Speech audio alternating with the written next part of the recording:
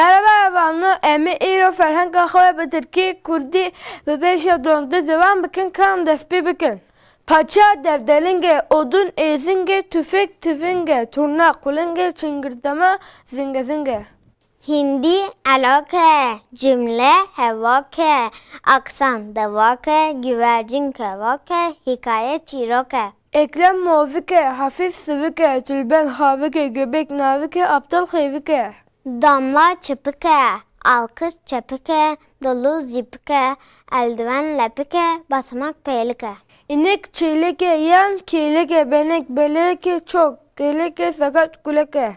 El deste, egemen serdeste, ezilen bindeste, el emeği hak deste, zorba zor deste.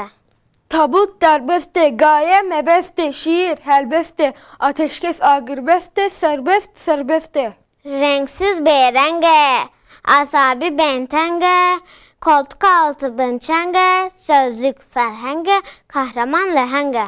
Tesir bandore, tesirli bir bandore, etraf havurdore, dört taraf çardore, silindir gündore. Ere hevanla peyvenme anhalı bir halas bun, hatta videyo kadın emanç kadabın.